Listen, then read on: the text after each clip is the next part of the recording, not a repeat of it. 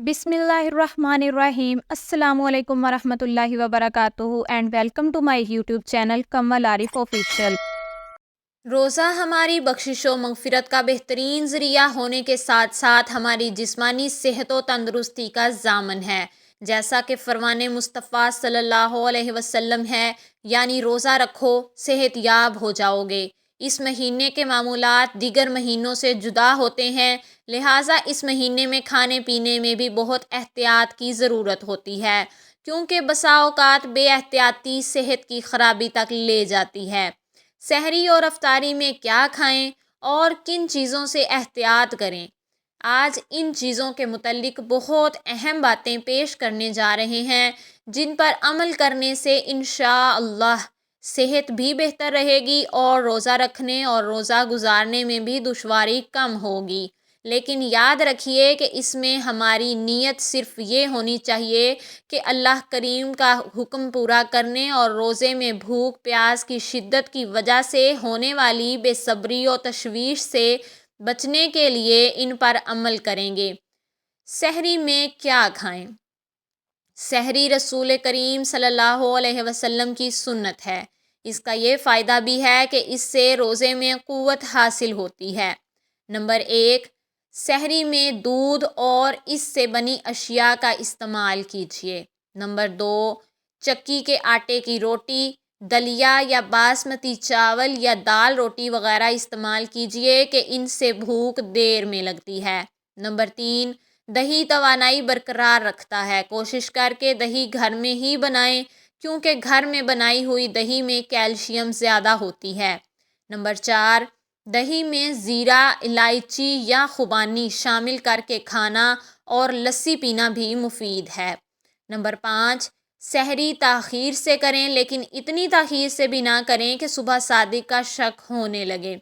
Number 6, बग़ैर शक्कर वाले जूस या दूध वाले जूस पीजिए कि प्यास कम लगेगी। नंबर 7, सहरी में शोरबे वाला सालन इस्तेमाल करना चाहिए।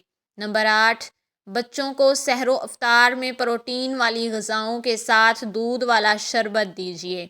नंबर 9, सहरी में पराठे की बजाय रोटी पर जैतून का तेल लगाकर रात के बने सालन के साथ खाना मुफीद है।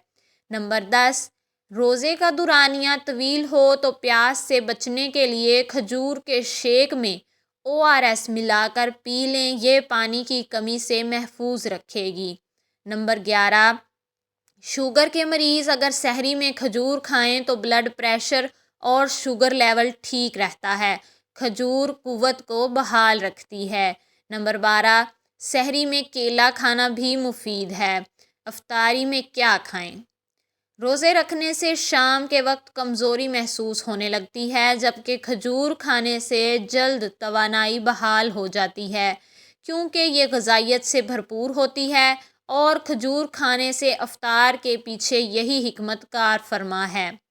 नंबर 2, दिन भर ना खाने से तेज़ाबियत हो जाती है और खजूर खाने में ऐसी मादनियात और नमकियात होती हैं जो तेज़ाबियत पर काबू पा लेती हैं।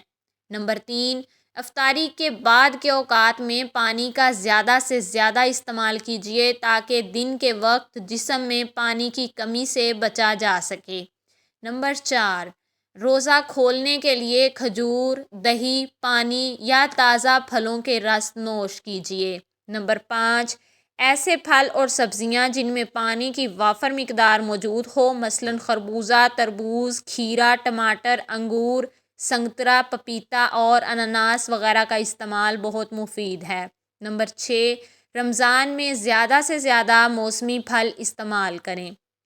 नंबर 7, अफ्तारी में इन ग़िज़ाओं का इंतखाब करें जो मादनियात से भरपूर, नरम और जल्द हज़म होने वाली हों। नंबर 8, कोल्ड ड्रिंक और बाज़ारी मशरूबात की बजाय रिवायती मशरूबात मसलन लस्सी, सिकंजबीन, फासले का शरबत और मिल्क शेक वगैरह पीना आपकी सेहत और जेब दोनों के लिए मुफीद है। आप कौन सा मिल्क शेक पीते हैं या किस ड्रिंक से अफ्तारी करते हैं, कमेंट में बताएं। नंबर 9, अफ्तारी के बाद नमाज मगरिब मस्जिद में बाजमात अदा करें, ताकि अफ्तार और खाने के दरमियान वक्फ़ा हो जाए और फ़र्ज़ भी अदा हो जाएं। ऐसा करने से खाना कुछ कम खाया जाएगा और हमारा वज़न भी काबू में रहेगा। نمبر 10، بیمار حضرات خصوصاً ذیابیطس یا دل کے امراض میں مبتلا افراد کو اپنے معالج کے مشورے سے کھانا پینا چاہیے۔ سحری کی احتیاطیں۔ نمبر 1، سحر و افطار میں متوازن خوراک ہی صحت کی ضامن ہوتی ہے۔ نمبر 2، سحری کے دوران ایک ساتھ بہت زیادہ پانی پینا نقصان دہ عمل ہے۔ اس عمل سے معدہ پانی سے بھر جاتا ہے جو اکثر الٹی کا سبب بن جاتا ہے۔ نمبر 3، چینی یا مصنوعی شکر سے تیار شدہ غذاؤں کا زیادہ استعمال نقصان پہنچاتا ہے۔ نمبر 4، سحری میں سادہ غذاؤں کا استعمال کریں اور کوشش کریں کہ مرغن یا پروٹین والی غذائیں یعنی گوشت وغیرہ کم کھائیں۔ ان کے کھانے سے دن کے اوقات میں پیاس زیادہ لگے گی۔ نمبر 5، زیادہ نمک استعمال نہ کریں۔ نمبر 6، گردوں کے مریض سحر و افطار میں پانی کا استعمال رکھیں، تاہم ڈائلائسس کروانے والے افراد اپنے معالجین کی ہدایت پر پانی استعمال کریں۔ نمبر 7، ہمیشہ بھوک لگنے کی صورت میں کھائیں۔ سیر ہونے کی حالت میں اوپر تلے کئی چیزیں نہ کھائیں۔ نمبر 8، تلی ہوئی اشیاء سے مکمل پرہیز رکھیں کہ یہ پیاس کا سبب بنتی ہیں۔ نمبر 9، سحری کے وقت روغنی غذائیں زیادہ مقدار میں کھانے سے خون میں شکر کی سطح بڑھ جاتی ہے، اس لیے شوگر، بلڈ پریشر وغیرہ کے مریض اپنے طبیب سے لازمی مشورہ کریں اور ان غذاؤں کا انتخاب کریں جو فرض روزوں میں رکاوٹ نہ بنیں۔ افطاری کی چند احتیاطیں۔ نمبر 1، پکوڑے، سموسے اور ان جیسی دیگر اشیاء کھانی ہی ہوں تو ہفتے میں ایک دن کے لیے مخصوص کر دیں کہ یہ آپ کی صحت کے لیے بہتر ہے۔ نمبر 2، کڑک چائے، کافی، سافٹ ڈرنک یا اس جیسی دیگر مشروبات، مسالہ جات اور بازاری کھانوں سے پرہیز کریں۔ نمبر 3، سالن وغیرہ میں مرچ مسالہ کم رکھیں کہ تیز مسالے پیاس، سینے کی جلن اور پیٹ کی خرابی کا سبب بنتے ہیں۔ نمبر 4، افطار کے وقت بہت ٹھنڈا پانی پینے سے پرہیز کیجیے کہ روزے کے فوراً بعد برف کا ٹھنڈا پانی پینے سے گیس، تبخیر، معدہ اور جگر کے ورم کا سخت خطرہ ہے۔ نمبر 5، افطاری میں کھانا کم کھائیں کیونکہ سارا دن بھوکا رہنے کے بعد اگر آپ کا جسم ایک دم بہت زیادہ غذا حاصل کر لیتا ہے تو پیٹ میں گیس پیدا کرنے سمیت معدے کے دیگر امراض کو جنم دے سکتا ہے۔ اللہ پاک ہمیں ان باتوں پر عمل کرنے کی توفیق عطا فرمائے۔ ناظرین، ویڈیو اچھی لگی ہو تو لائک کریں، چینل کو سبسکرائب کریں اور کوئی معلومات ہو تو کمنٹ میں شیئر کریں۔ شکریہ۔